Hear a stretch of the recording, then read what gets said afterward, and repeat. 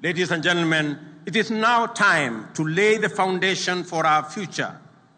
Agriculture, as the lead sector to the economic transformation of our country, is the place to start, owing to its potential for high and quick returns on investment.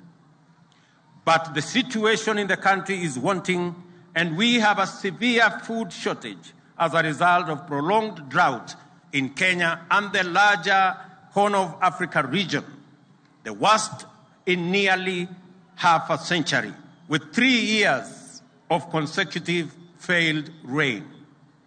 Coupled with this are the extremely high global fertilizer prices. Our government's initial intervention to mitigate these challenges has been to step up food supply in northern Kenya and other regions and ensure better coordination between government and development partners. And I want to thank my deputy for being an able connector between these partners. We thank our partners for their input that has gone a long way in relieving this dire situation. World fertilizer prices have more than doubled in the past 2 years since COVID-19. The prices were passed on to farmers, and the cost skyrocketed to more than 7,000 for a 50-kilogram bag. This had a huge impact on productivity of farmers last year. For example, maize production suffered a deficit of 10 million bags. Our government's first intervention to address the fertilizer challenge and make it available to counties and regions that plant in the short rains was to import 1.5 million 50-kilogram bags and distribute them at a lower price of Kenya shillings 3,500 per 50-kilogram bag. We have also made arrangements to make another 6 million bags of various types of fertilizer available for the long rain season. We have also asked county governments to work with us on the last mile delivery to centers close to farmers so that fertilizer can be easily accessible. These, however, are short-term measures, and we have to take very bold steps to end the perpetual cycle of hunger and dependency on rain-fed agriculture. We must eradicate hunger in our country in the shortest time possible. To do this, we have the following plan. We have to increase agricultural productivity as a first step. We will support all farmers to access quality inputs such as seeds, fertilizer, and pesticides, among others, and also ensure that our farmers have access to extension services in order to improve farming skills. In the short term, we will continue with the fertilizer import program. But in the medium term, the government plans to have fertilizer manufactured in partnership with EAC countries in our region.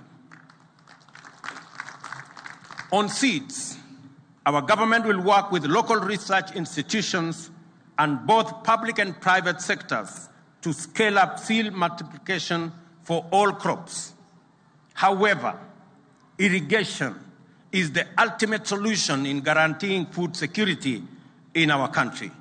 In 2017, the government set out to build 57 dams to harness water for irrigation and domestic use. Many did not even start. Few are complete, while the rest are ongoing. The huge capital outlay required for dam construction in the context of competing budgetary priorities poses a huge challenge to this program. And to address this challenge, we are working on innovative investment mechanisms through public-private partnership to construct at least 100 dams. Consequently, it would be possible to progressively irrigate the 3 million acres already identified as irrigable land. In the next 3 years, the government plans to double the land under irrigation to 1.4 million acres. Of this, 200,000 acres will be under rice irrigation and 500,000 under other food crops. Rice production in Bunyala, the Tana Delta, Rahola in Garissa, Mwea and Ahero will take priority, as these are areas that have already mechanisms for us to upscale. Our dairy farmers struggle with the high cost of feed and challenges of storage, preservation of milk, and access to markets. To assure them that they are on our priority list, we have taken immediate steps to reinstate the stalled milk coolers program, and the distribution of 650 milk coolers will resume shortly. In our plan, we have identified dairy and livestock economy as subsectors with the quickest economic turnaround time, and we will become key drivers, and they will become key drivers in improving food security, creating jobs, and boosting our exports.